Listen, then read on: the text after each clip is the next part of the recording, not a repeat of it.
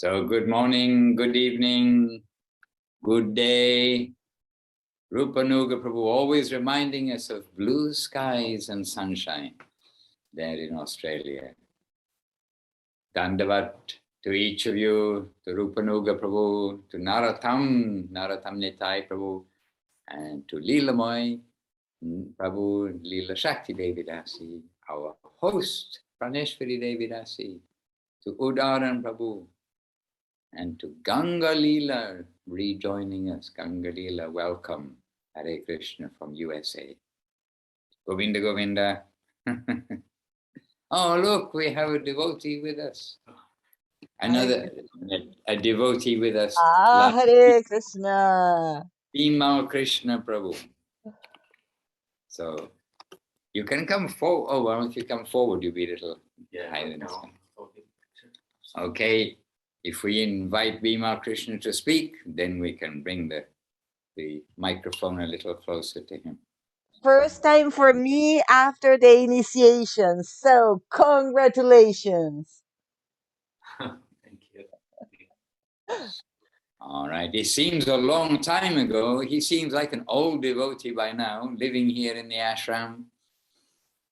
So anyway, good. Please, if it's the first time if it's the first time for you, it may be the first time for others. So please give your good Vaishnava wishes. No more Varun, but now Bimal Krishna Prabhu. Yeah. Hare Krishna. Hare Krishna. Jai. I remember you if you came with Vishaka Didi to my house in Dana Point. Yeah, last year. I love it. You got initiated. Yeah. Wonderful. Maharaj blessed me. Wow, that's so cool. It took me this long to click, just now I'm getting it. Oh, it's you. You used to be Varun. Please say your name again. It's Bimal Krishna. Bimal Krishna. Haribo. Very good. Bimal L. Bimal Krishna. Vimal. Bimal Krishna. Prabhu. We like to say Bimal Krishna Brahmachari, but let's wait and see. Let's wait and see. Oh, look, here's Abhinava Sundar Prabhu and Kalikadamba also joined us from Australia. So we're getting a good Australian contingent, as well as our Brazilian, USA, and Nadia Priya in Ukraine is with us too. And Narottam Nitai also UK, not UK, USA. Welcome to everybody. First of all, we've come together. Difficult to say where, because really it is not a location Zoom. It is a back-to-back to basics Zoom. So welcome to Sri Chaitanya Saraswat Mat. Actually, this is where we are by thought, mind, and hopefully activity too. So welcome all. Panchakalpatarubhyascha kripa sindhubhya evacha patitanam pavanebhyo vaishnavebhyo namo namaha. And welcome to our gurus, our Sri Guru Vaka. Om Ajnana Timirandasya Gyananjana Shalakaya Chakshur Anmilitam Jaina Tasmai Shri Gurave Namaha. And to Mahaprabhu, most merciful Mahaprabhu. Namo Mahavaranyaya Krishna Prema Pradayate Krishnaya Krishna Chaitanya Namne Gaurataje Namaha. And Panchatattva and Hare Krishna. Shri Krishna Chaitanya Prabhu Nityananda Shri Advaita Gadadhara Srivas Adi Gaura Bhaktavrinda. Hare Krishna, Krishna Krishna, Hare Hare, Hare Rama, Rama Rama, Hare Hare. Just see, Abhinava Sundar Prabhu's mouth was not moving. I'm sure you were chanting inside. I was listening to your voice, Maharaj. Oh dear, well. Why do I want to hear my own voice? Hare Krishna, what can I say? Sometimes I just don't have answers for the outrageous statements. Hare Krishna. And Dana K sending us Hare Krishna and Praneshwari, Jai Nitai Gaura Chandra. All is auspicious. Well, except the sound of my voice. We'd rather hear the sound of Abhinavasunda's voice. Okay. And in the meantime, Paramanand, who joined us, and Ajita Krishna in USA joined us, and Dana K, as we just mentioned, joined us too. So welcome to each of you. Oh, Madhavi, did he also just joined us too? Madhavi, Hare Krishna, Madhavi. Govinda, Govinda, Govinda. Good evening. Good evening. Dandavad. Dandavad. Govinda, Govinda. Govinda, Govinda, Gopala, Gopala. And we do kind of say Govinda, Govinda, little bit by habit, a bad habit. Oh dear. And we do have guests here, and we're with devotees taking like a walk and talk. We said, what's Govinda? Because they're saying Govinda, Govinda. So then I have to say, yes. And we must always say Govinda and Krishna without namabhas, but with attention. Then we explain happily.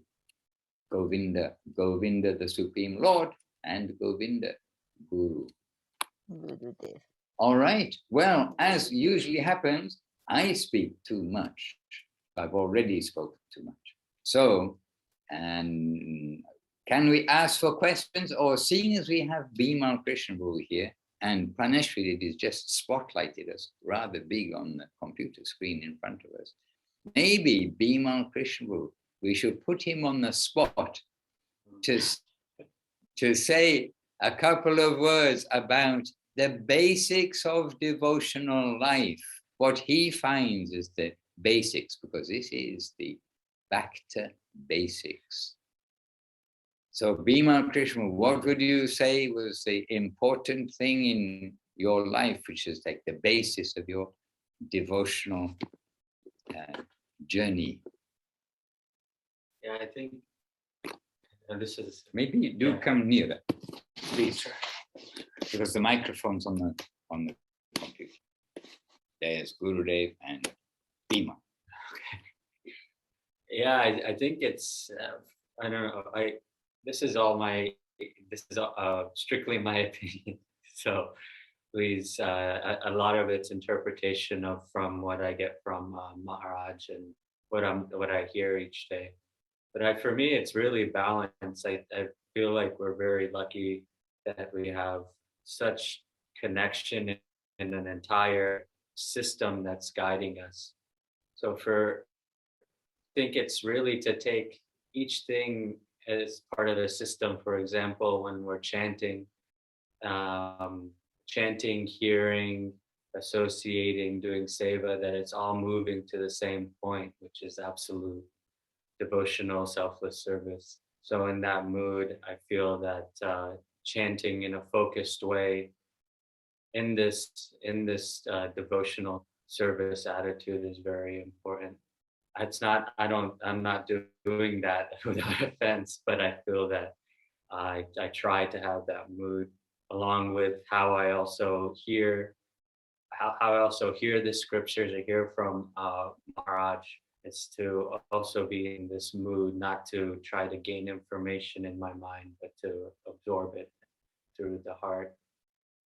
And also especially with seva, to make sure that it's being done in this selfless manner. So yeah, I think this is what I'm trying to feel each day. And and of course it's moving faster after initiation. I feel more empowered because of Maharaj's grace. But I feel that really to keep this attitude at the center of all of the practices and sadhana and association is very important. And in that way, I feel that it's doing this more each day is creating more of a taste for it, and also more of a urge to do this for its own sake, rather than say, okay, well, I do X number of rounds, X number of seva. Now it's becoming more like, hey, I actually internally want to do this, and this is becoming more natural. So that's my 2 cents worth, or $1.50 worth. Right, it's 2020. I mean, $10 worth at least. Yes. Infinite. Come on, we're not going to say cents and dollars. Yes, my Feeling from the heart. Yeah. And by the way, you may be wondering, why is Bhima Krishna sitting in a chair? It's because somehow or another, his foot, your feet both look the same now? Okay, look at the Vaishnava's feet. No, Okay, no, it's better. Anyway, he did injure himself in sporting with the Vaishnavas, and he did injure himself, pulled a tendon or something like this. So he's sitting in a chair. We've been calling him Grandpa recently. So practicing for old age. And maybe we mentioned, and I reminded him too, we do have a devotee who had very strong asthma, maybe, anyway, in Navadip, and he was only early 30s probably, but suffering so much and in the bed and so much. And he said, Krishna is being very kind to me to give me some taste of old age at a young age. So here's how Bhima Krishna will just being reminded about grandpa life as he sits in the chair, as we are all doing the parikrama of Gurudev's Pushpa Samadhi, etc. We come in and he's sitting in the armchair, looking very grandpa-ish. But today he's without the crutches. For 2 weeks he was using crutches. So that's just a little explanation in case you're wondering. Part of the pastimes of the Vaishnavas. All right, so dear devotees, any question for Bhima Krishna Prabhu?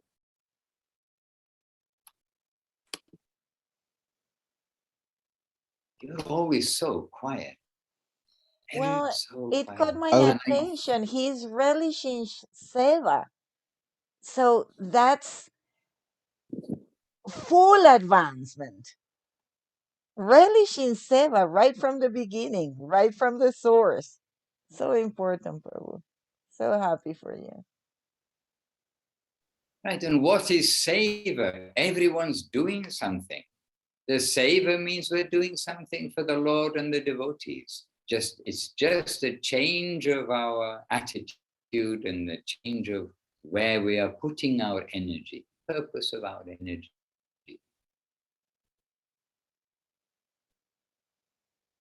What is the difference between working in a job and working in seva? This is my question to Bhima Krishna, who thinks everyone else is very quiet. I think one is to Loud. sorry. So I think it's one is to move upwards, and one is being done in a selfless nature to move me upwards, and work for money and other things are moving us downward in a sense into the material.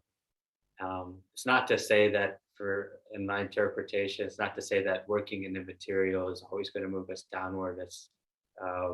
But if it's for the intention of only pleasing myself, I think it moves me downward, as opposed to proper seva, which can also be done with work, will only make me lighter because it's being done unconditionally for the center, for Krishna. I don't know much.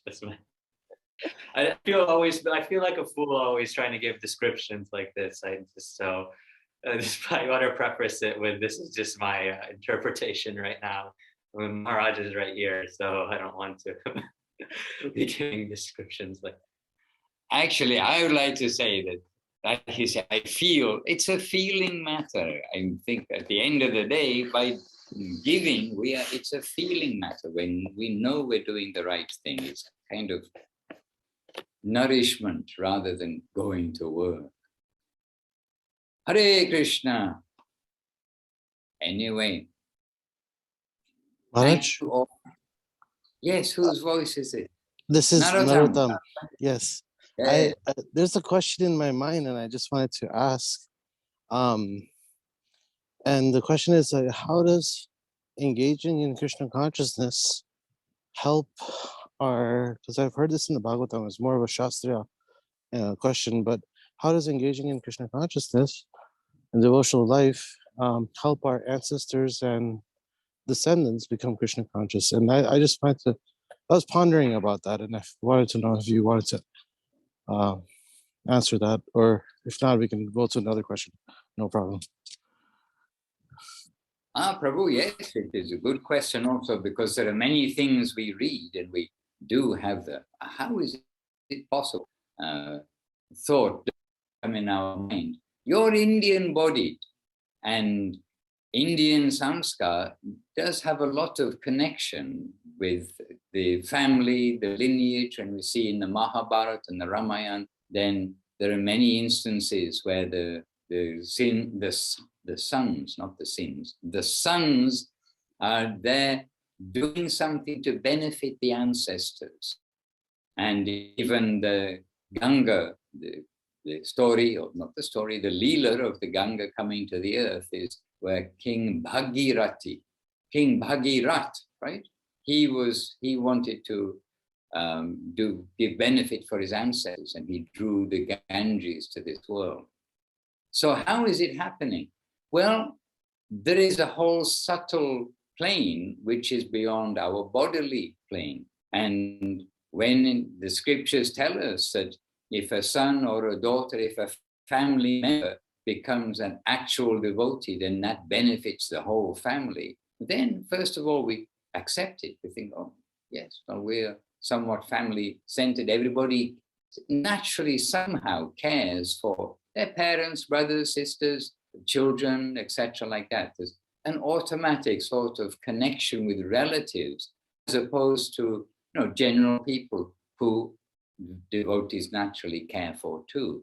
But we can consider in different ways, but one is simply we accept it because it's told in this way. But another is everything is meant for Krishna.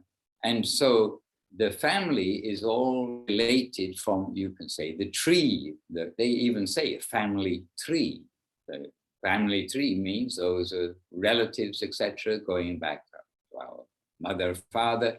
There, each of theirs, mother, father, each of them, interestingly, had a mother and a father. And so we see that we are a fruit of the tree of whatever lineage we may call our family, but we're the fruit of our tree.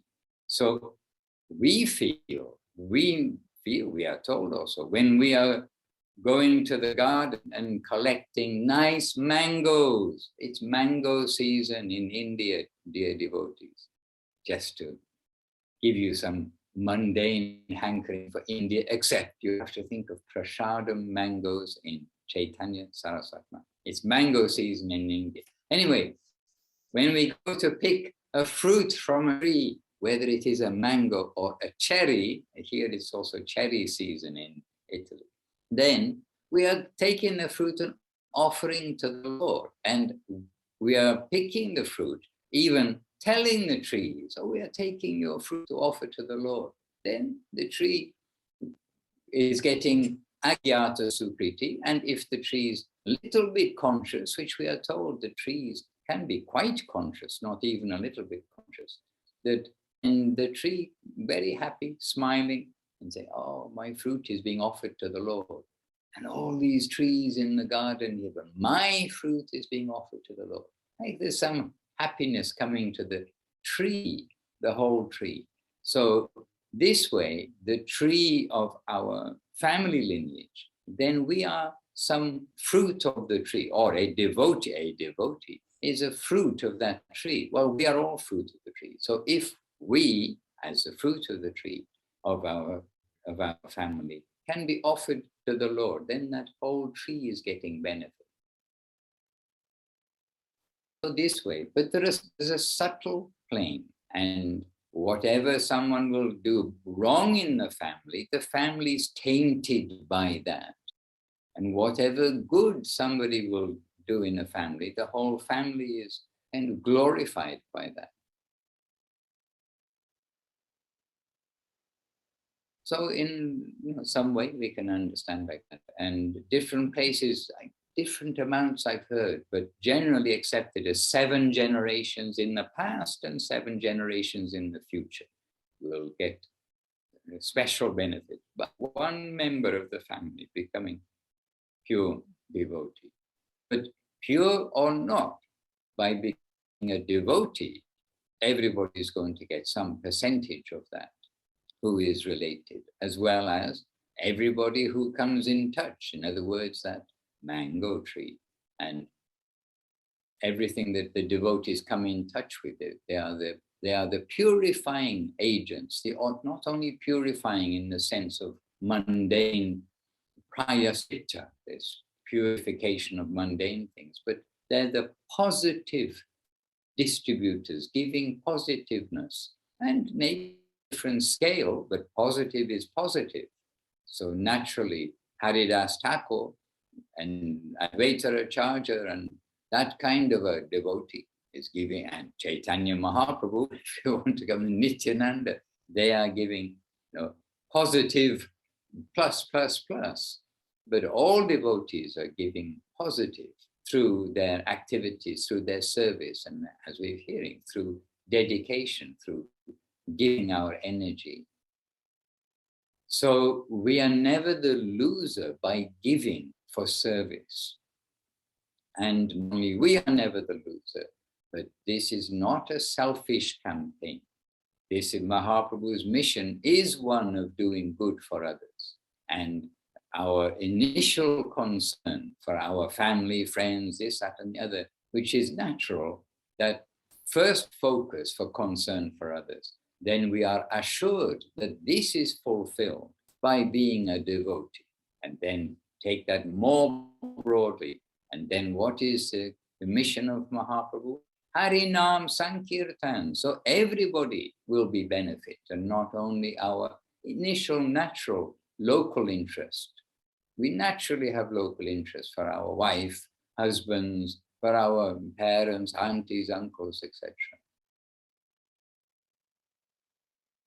And we have a doctor devotee who's every day, and he's like a real doctor devotee. He went through the whole system of becoming education, then trainee, then government service, and then private practice. And he's seeing thousands of patients. I mean, so many patients every day, so many kinds of injuries. He was a bone specialist. And so, I mean, really having to go beyond the cover of the body, very heavy things. So seeing heavy things every day, all kinds of suffering. And as well as a then GP, general practitioner with his own clinics, not only one. And anyhow, I was surprised. He's a very good devotee, and I'm staying in his house. And he's also South Indian nature, and then a South Indian nature. And I was staying in his house while we were doing book distribution for some days. And then his wife became suddenly ill and was rushed to the hospital. And I was surprised how caring, like how shocked he was, and like so caring for his wife. He sees suffering every day, and you can say similar things every day. But when it was his own wife, then this touched his heart like very much, and like very concerned and very affected, which is an illustration of how we may do good for others, but naturally those who are near and dear to us, we care for them even more. We are alive, we have feelings. Feelings are given by Krishna. Everything is coming from Krishna. And so naturally we care. So when we can get that assurance and know that the best thing we are doing for our family is to be a devotee, so that instead of using our money to buy a bigger house, we use our money to help fund the temple programs or whatever it may be. Just the family may think, oh, they're not looking after, my husband's not looking after me, my son is not looking after me. Instead of giving so we can have a more opulent family. They're giving so that the temple can be more opulent, or some printing of books, or some way in service.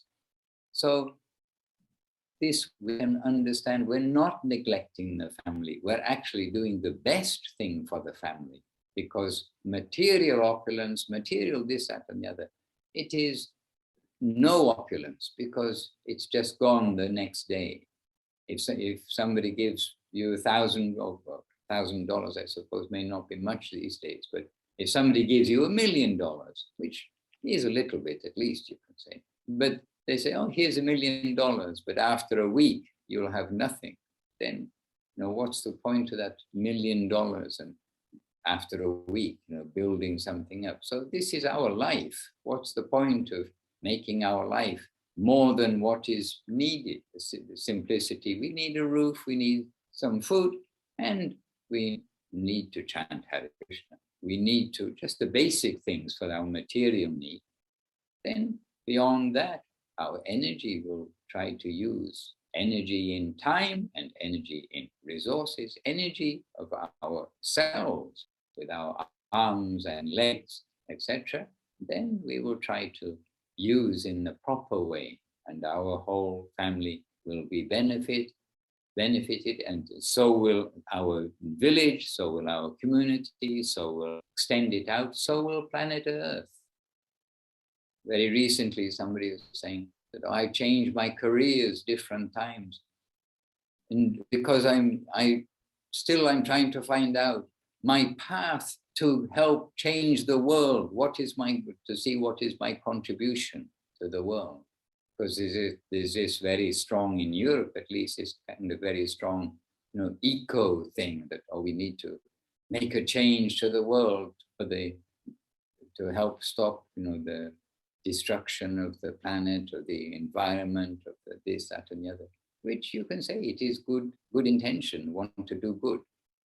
But what is the best thing for not only oneself, but that is then becomes secondary.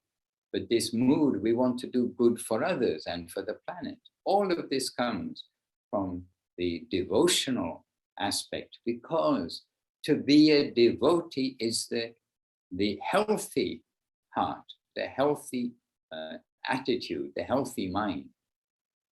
And because who are devotees? Those who are living with the Lord.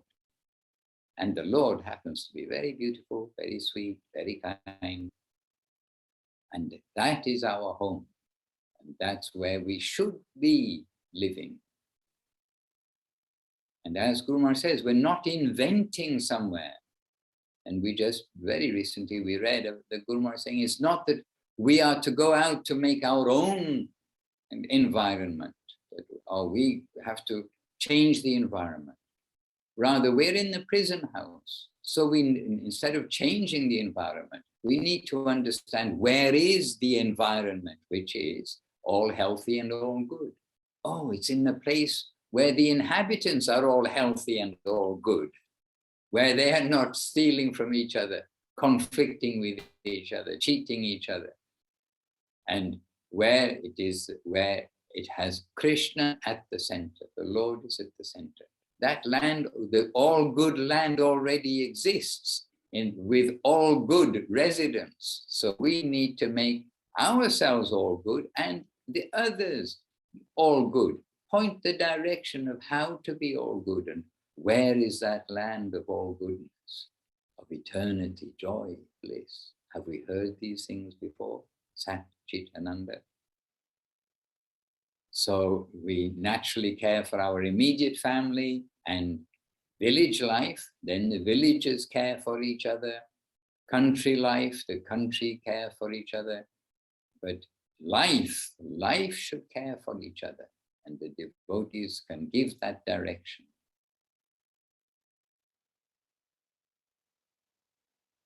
And in this world, basically affection is beginning with the family. Guru Maharaj describes how the mother's affection to the children, the parental affection to the children, that this is one example, but it's a reflection example, but it is the example where affection, love, all of this, it covers everything, because you're not, hopefully, raising a child for your own benefit in the future. When the child is born, then all affection naturally comes to the child, cleans up the child's stool, very patient 24 hours a day, giving attention. One ear is open for the child crying, etc.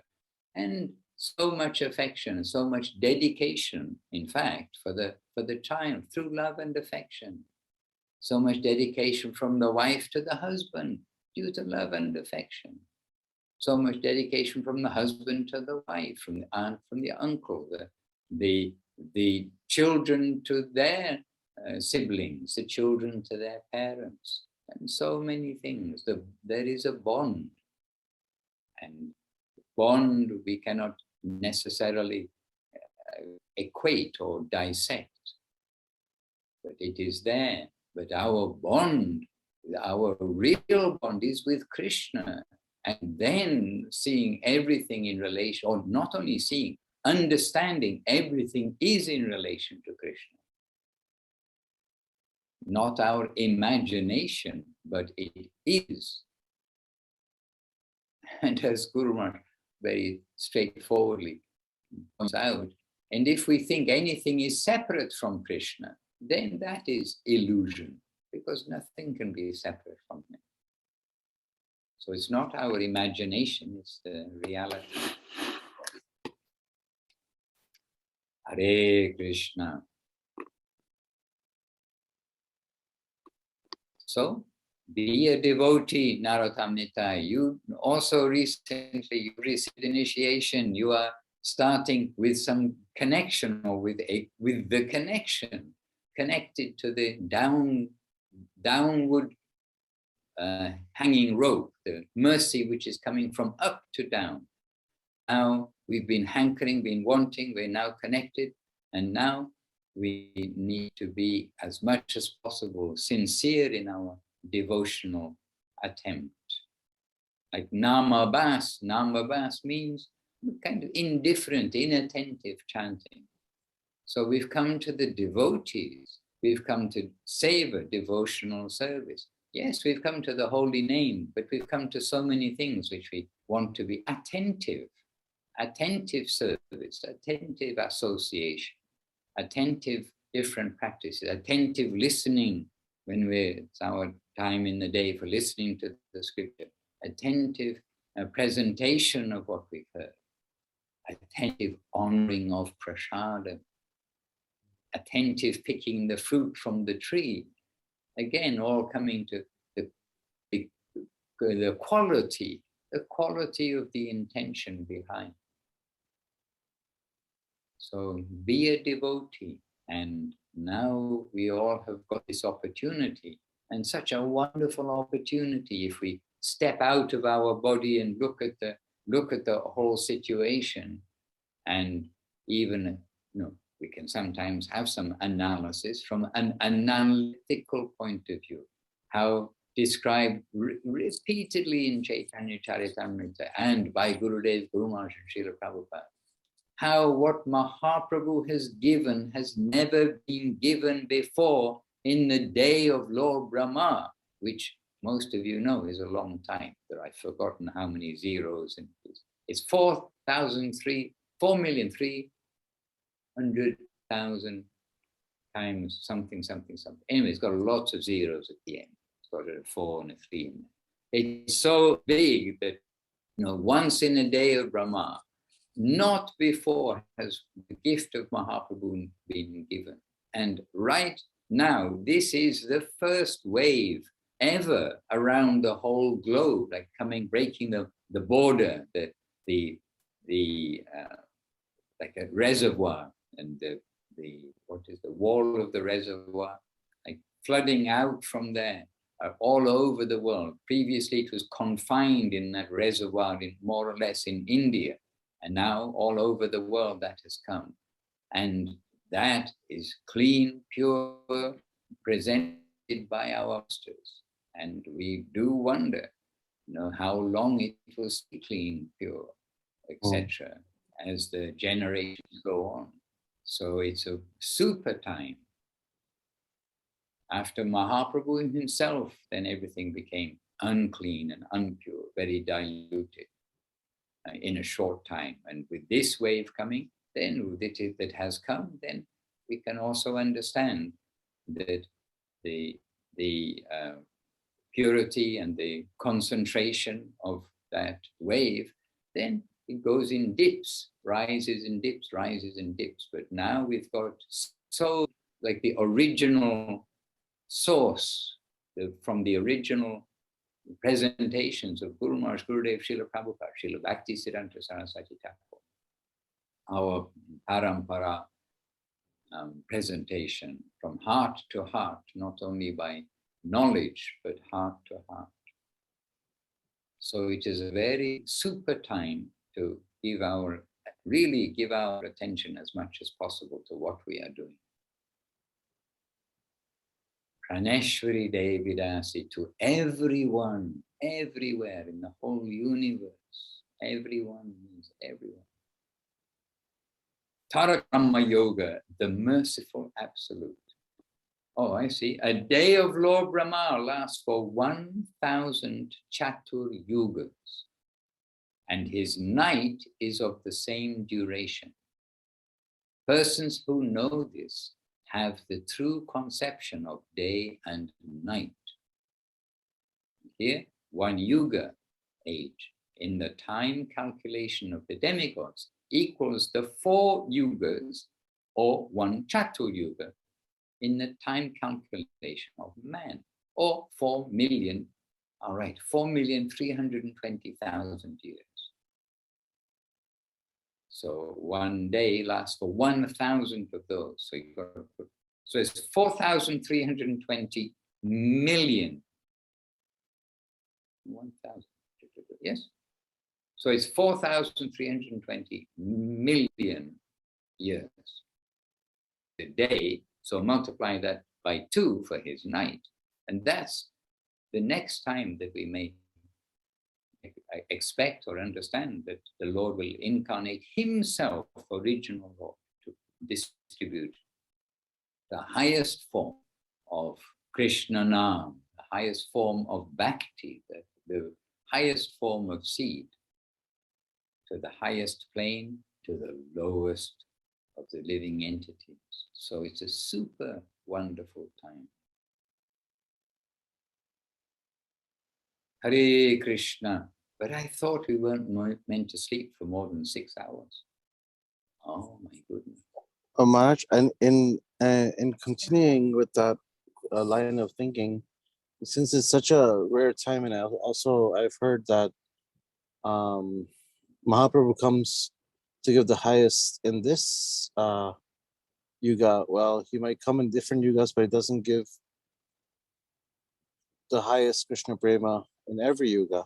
Or but in any my question is, how do we reconcile between making decisions of, oh, let me just move to Vrindavan, sit and chant, and then also doing your duty, we're working and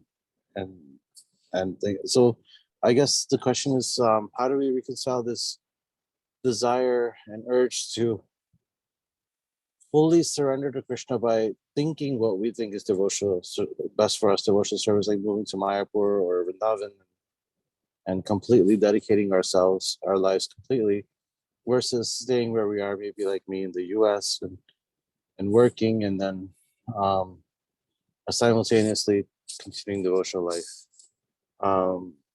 So I feel a lot of times I feel this urge that I need to just pack up and leave and go to India and dedicate my life there. And then at the same time, it's like, no, but I have a responsibility. I have to pay my bills here and work, and also do devotional service and distribute books, etc. So how, like, there's a conflicting thing that happens often. I just didn't know. And maybe I can ask my Guru Maharaj too, but I just wanted to pose that question. Yes, so we have examples. We have examples of like the pure devotees of how they have shown to make our life practical in devotional service. And so one of the principles of our life, our guidance is we follow in the footsteps of the great acharyas. And we have many like varieties. On one side, we have Bhaktivinoda Thakur, who had 11 children, perhaps. He had a lot of children. And so he had sons, he had daughters, he had a responsible job, etc. But he's Bhaktivinoda Thakur. He's completely aloof to this world in material attachment. This Bhaktivinoda Thakur, who, when we were remembering about this, here we have Bimal Krishna, when Bimal Prasad was very young, who became Bhaktisiddhanta Saraswati Thakur. Then Bhaktivinoda Thakur, he bought some mangoes, talking of mangoes, he brought some mangoes from the market, and with maybe other things too, but some nice mangoes. And then after some time, he came through to where the produce was he brought from the market, and one mango is missing, and he said, "Where's the mango?" And then Bimal Prasad, the young boy, I don't know what age, somehow 9 years old comes in my mind, but he could have been younger, I'm not very sure, but he was a young boy. And then he said, "Oh, Father, it's me. I took one mango to my room." And he hadn't eaten it, but he'd taken it to his room. But then Bhaktivinoda Thakur chastised him, no doubt with affection, and said, "My son, don't you know that everything, all the food stuff coming into this house, it's for Krishna. We offer to Krishna first, and then we take. We are not taking ourselves." So this way, family man, responsible duty, his Bhaktivinoda Thakur's heart with everything he's doing is his home is for Krishna, his family is for Krishna, everything that comes in his home, the fruits and everything else, everything is for Krishna. So we have this kind of example, and we have the example too of like Raghunath Das Goswami, who we cannot follow. And Guru Maharaj said it's not possible for a human to have the vairagya and the mood of Raghunath Das Goswami. He has come from the upper world to this world. But again, Bhaktivinoda Thakur came from the upper world to this world. So we have a variety of examples, and everybody is in a different situation. Believe it or not, we're all unique, and we kind of like being unique. This is a very great part of our existence, that we are all individual. So what will be the individual practical application does have to be assessed, and yes, to consult with devotees, to reveal our mind in confidence, and to inquire confidentially about our circumstances. But in general, we will take with sincerity to the chanting of the holy name and making our own life wherever we are, in whether it's America, whether it's anywhere, we make our life according to the standard that's been set by the acharyas from the substantial point of view.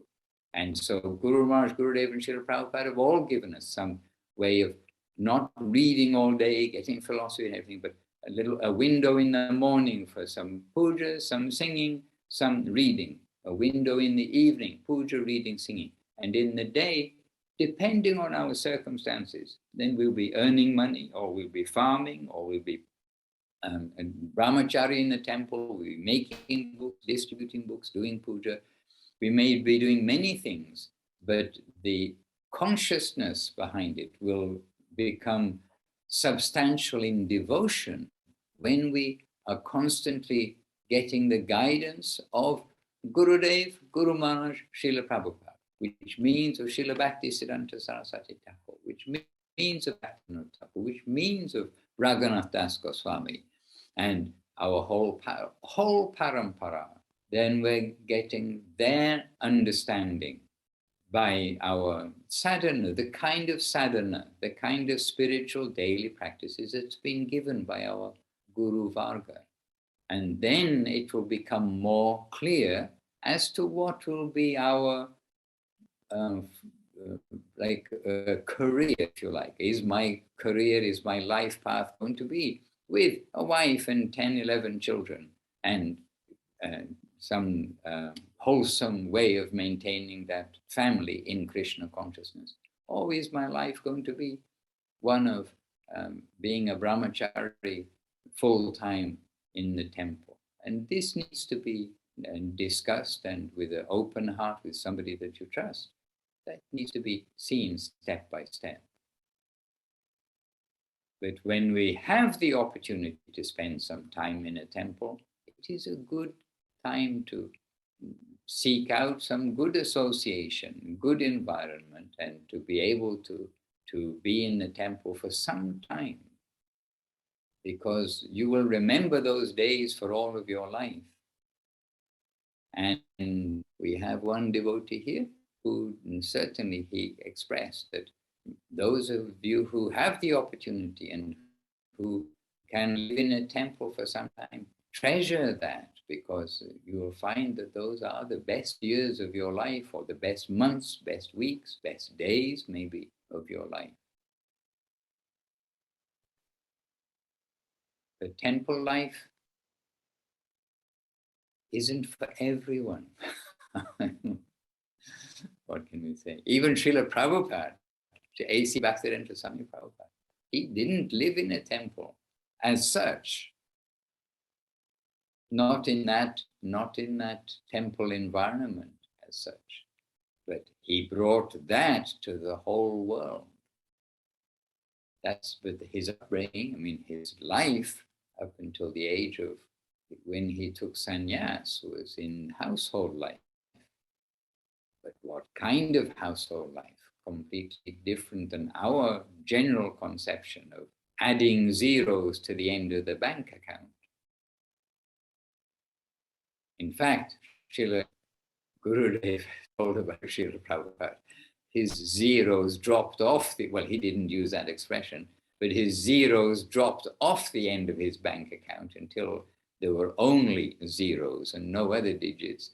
And because his customers, he was giving Krishna Katha to his customers instead of business Katha to make his business successful. He lost all interest in anything of his business in the later time when he's giving Krishna Katha. So, what a wonderful way for business to die. What a glorious death for his business. And Maharaj, Hare we Krishna. have a wonderful householder who is always constantly engaging us in listening to Krishna Katha. So we may have a few words from this special householder. Okay. So You're you're asking me? always... I lost you for a second. Are you asking me? Yes, sir. Oh, we're just driving through a no reception zone here. What was the question about being a householder and a devotee of Krishna? Is it? Yes. Well, we have... First-hand experience, she is asking. Oh, I'm not even a proper householder. What to speak of a devotee? I'm really a wrong person to ask. But Mahaprabhu, if you look at the pastimes of Mahaprabhu, how many Mahaprabhu devotees were sannyasis? Very few. Brahmacharis, very few. Majority were family people, householders, grihastas. And some were successful. Shivananda Sen was a very successful person actually in the world. Pundarik Vitiniti, very wealthy. Advaita, of course, he's Mahavishnu, but anyhow, he played the role of very wealthy. Brahmin, Mukunda Datta, He was a famous Kaviraj, referring to not the poetry, but actually medical science. He was a personal physician of Nawab Hussain Shah, and so many other aristocratic clients were there. So he was well paid. Raghunandan Thakur's father, and so many others. We can mention so many.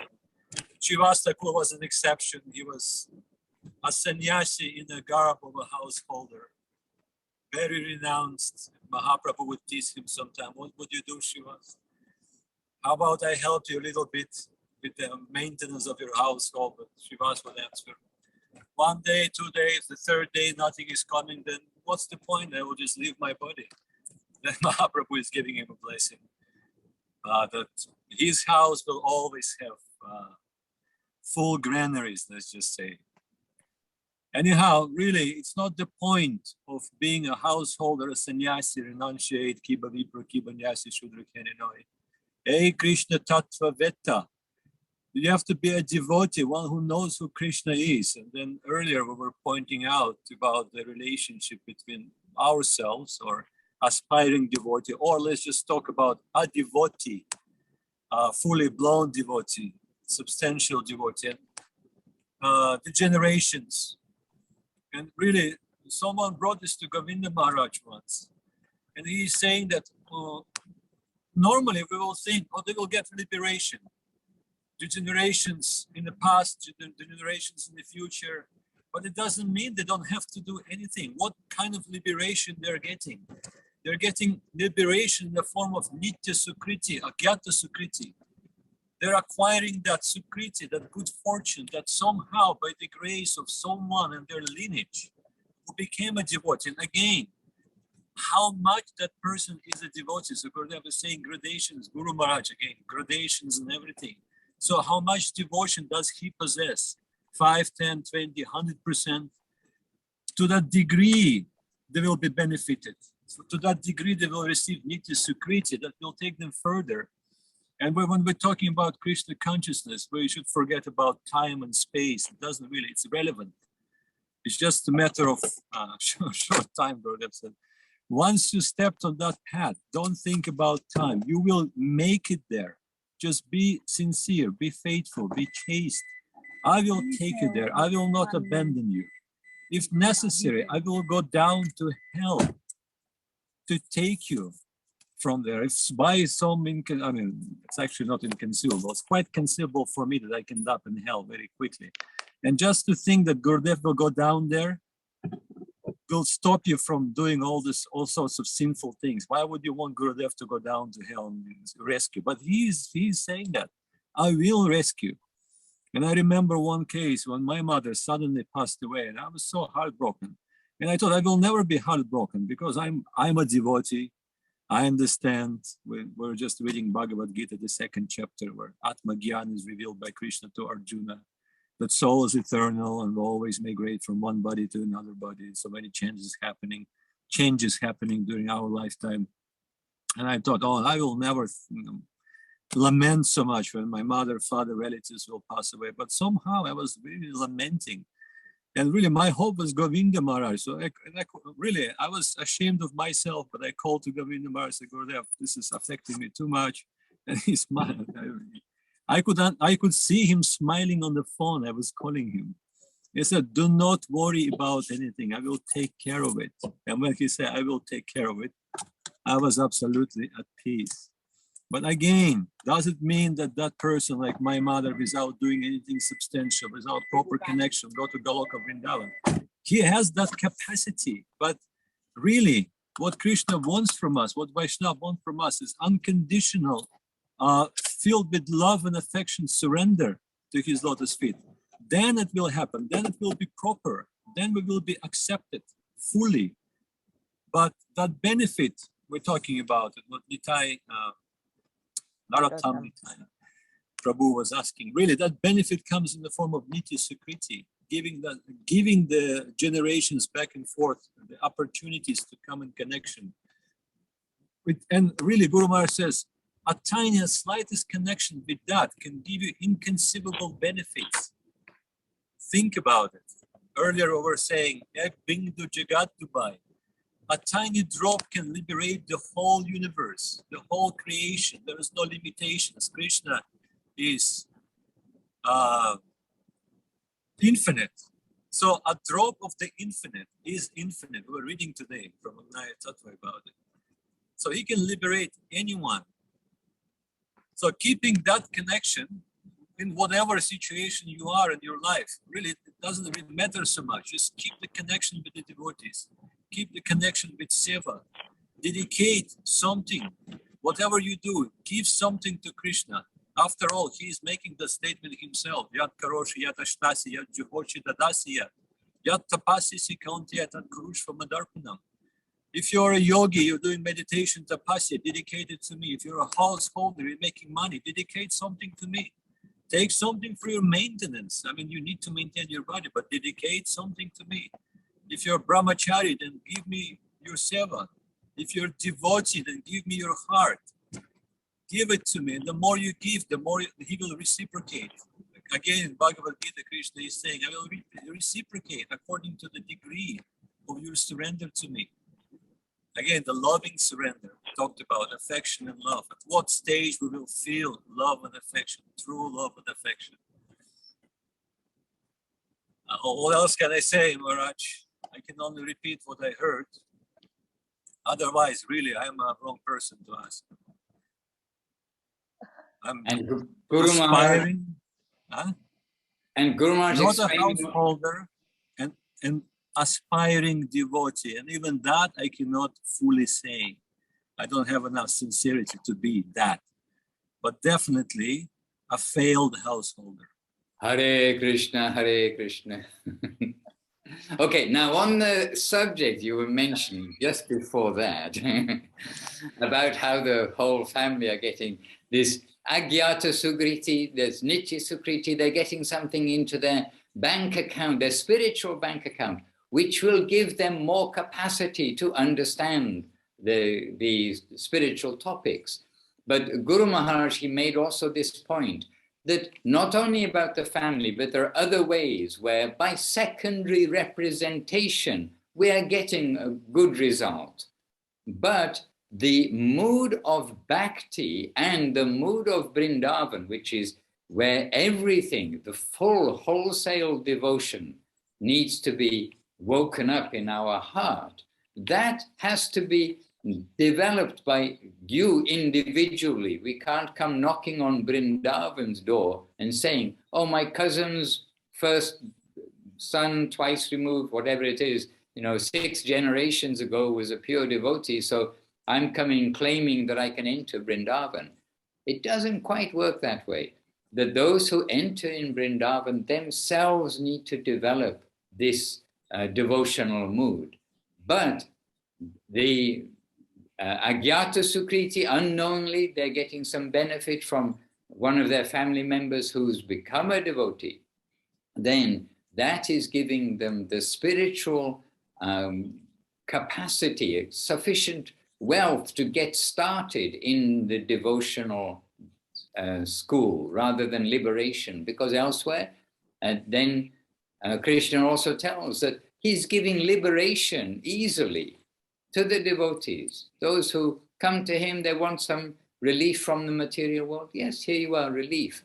But giving the positive side of devotion, especially in the highest plane, then this is much more rarely given. And this does have to be cultivated oneself. One must have that devotional mood to enter there. So we are benefiting our family, but doesn't mean we're distributing unconditionally the keys for the upper world to open the door to Krishna's Goloka Vrindavan. But we are showing, we're giving some capacity for them to find that key. It's mentioned that liberation is standing there with the folded hands, ready to serve the devotee.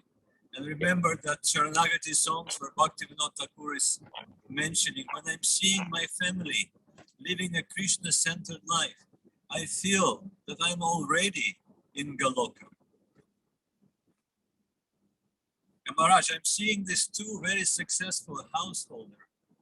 and even more successful devotees spotlight in front of us. How about we ask them? Well, I'm shy to ask them because I don't want to frighten them away from being in our association by putting them on the spot. So They are already spotlighted, Maharaj. They just have to open the microphone. Abhinav Sundar Prabhu and Kelly. Abhinav Kelly, I tried to protect you. I did my best. But look, when we're in the association of devotees, what mischievous friends we've got. They draw us into auspicious circumstances. Over to you. Perhaps we can admit to being materially successful. We're successful materialists. And then we're working on the other part of it. Actually, this morning, just an hour ago, we were on a different Zoom call with Paramananda, and the topic of affection was the theme, it seemed, from what he was saying and what we've been reading about, similar things. And, you know, for us, just being in the association even on Zoom is like gold. It is the most nourishing thing, regardless of knowing anything about Krishna consciousness, what's what, Sambandha Gyan, like not without any Sambandha Gyan. The affection is the thing which is always the primary connection point for everyone. Everyone responds to affection, like you were saying with Guru Maharaj, that example of the birds, and they're giving affection to we were reading that actually just this morning, how the bird gives affection for the young, and this wave of affection, we don't know where it comes from, and then it comes and gives affection and then disappears. But somehow we need to, what was Guru Maharaj's words? We have to take shelter of that affectionate wave. Mm-hmm. So somehow we have to take shelter of that affectionate wave and trying to stay in the flow of that affectionate wave. And so we are here now because of that affectionate wave, trying to stay in that wave. And Kelly Kadamba wants to say something.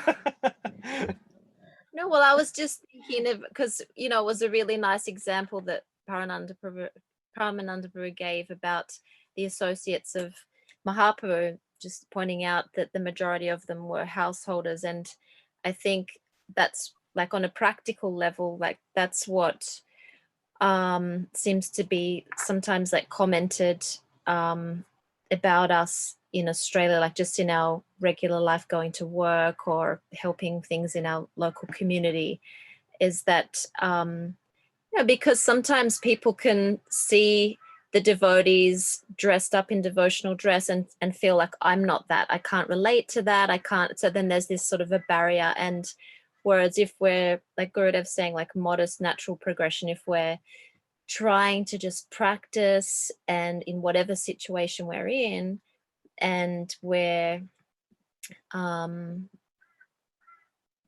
just being sincerely where we're actually at and moving through our daily life and performing our duties, trying to offer ourselves, then I find that people can kind of relate to that. It's doesn't seem like it's such a big leap from where they're at to then think that they're going to somehow like abandon their whole existence and join this thing, and they can't conceive of how they could possibly maintain their own individuality if they were to do that. So I think it's nice for let's say non-devotees, everyone's a devotee, but to see people that are aspiring practitioners just looking like regular householders and trying to make some attempt to give some kind of hope that it's something that's for everyone, that it's practical. And you don't have to change completely change you don't have to change your external circumstances. That internal change is that's the primary thing that we need to all adjust, harmonize ourselves with the environment. We don't have to change our outward dress. We don't have to, go to a particular temple and be a particular,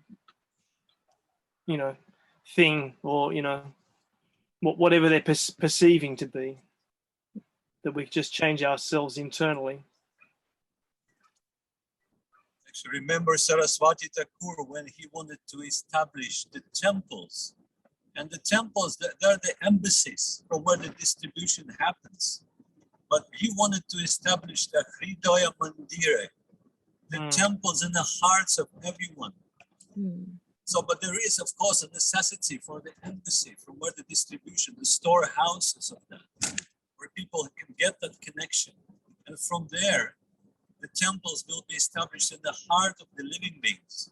And then they will continue their worship. After all, this is what we're aiming for. I mean, if your heart is empty, there is no love, there is no devotion. Then what's the point of keep coming to the temple or even living in the temple in that kind of mood? Like Gurudev pointed out, you can be in the temple, but living in hell. Or you can be living outside of the temple, but worshiping Krishna in a surrendered mood. Because you do have a temple in your heart. Anyhow. One more quick thing is just seeing the beautiful face of Vinodini in the background there reminds us of of her parents who are we love you, Vinodini.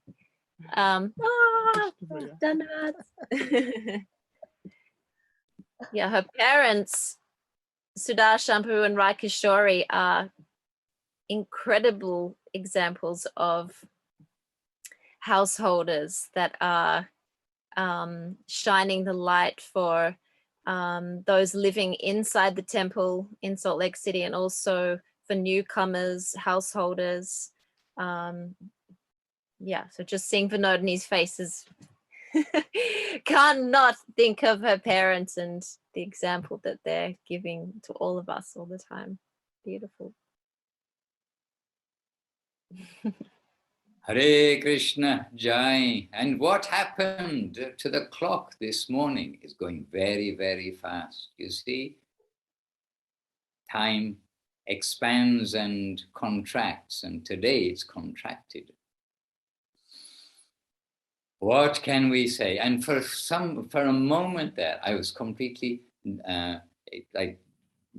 disoriented, in the sense that I'm thinking, oh, they're driving in the car, there's Vinodini. And I was just thinking about when Rai Kishori Surashan, her parents, and they all came to Australia, and we did a tour with Abhinava Sundar, Kelly Kadambar, and the whole tour bus, literally tour bus and trailer.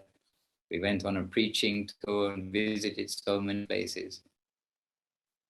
Hare Krishna. So I was actually thinking that there's Paramananda in the car, that they're in Australia. I got transported because we see Rupa also is here with moving around there in Australia. So you see time and space, time and space.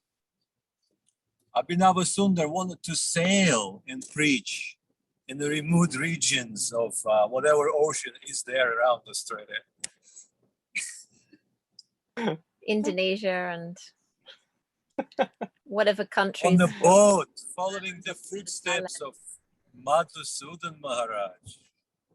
What? You went on the boat first time to India. Oh, I did. It wasn't a sailing boat, though. It was an Indian passenger boat.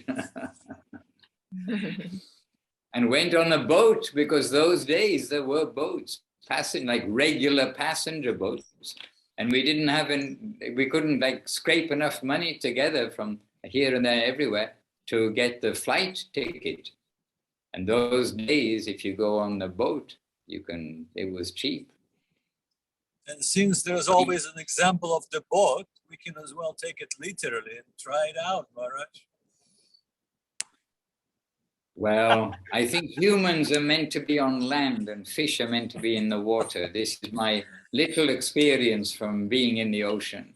And one of my last experiences before joining the temple, where before I got on the boat, I definitely had the question. This is a small Australian, by the way, a small, maybe how many meters, 12-meter sailing yacht going around the world with a family on it. And so anyway, I was brought on as the night watchman.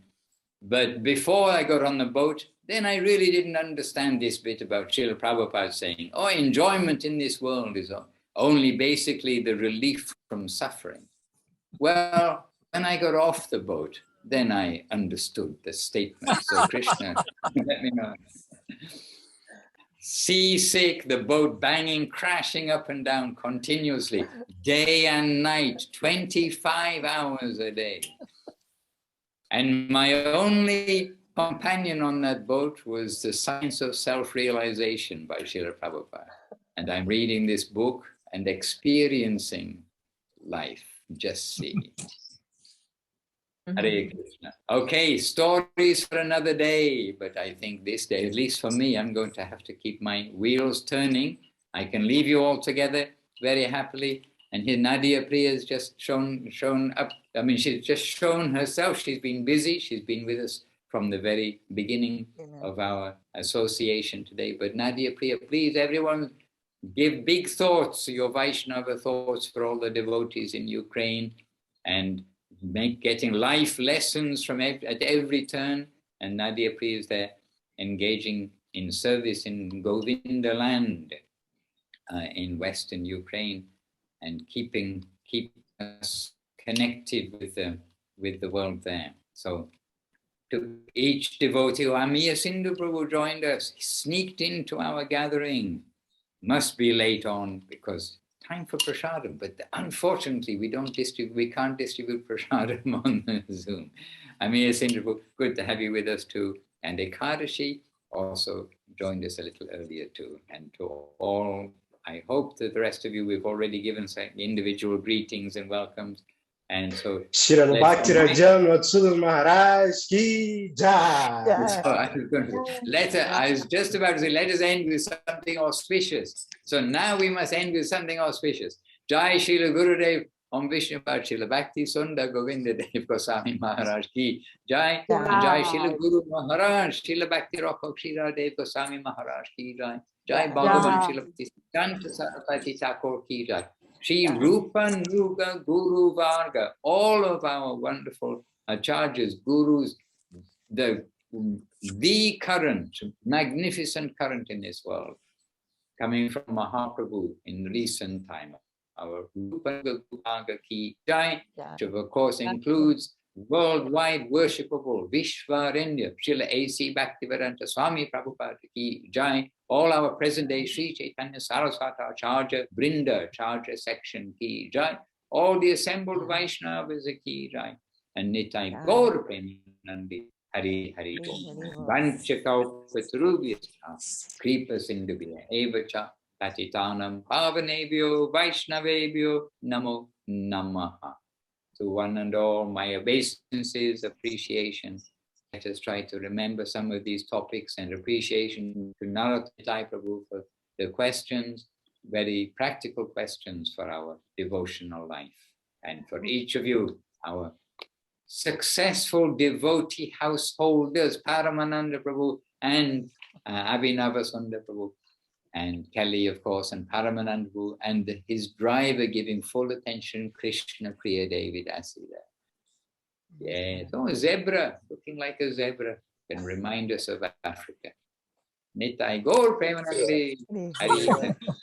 And Maharaj, a special dandavats from Madhava Prabhu and from Kitty Kadamba and from Sevarupa Didi in Mexico and from Braja Vihari Das in London.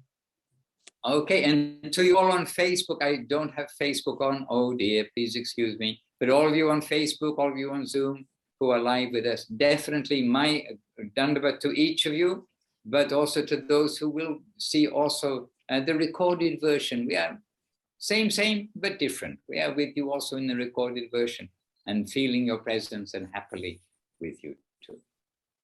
All right. Dandavat Pranam. I leave you quietly together. Thank you. I Thank go. you, Maharaj. Thank Hare you. Hari, Hari. Oh, and thank you to our Bhima Krishna Guru. He was our first contributor today. Yes. Appreciation. Very special, Brahmachari. I'm just inheriting things. Dandavat, Govinda, Yeah. Govinda, Govinda.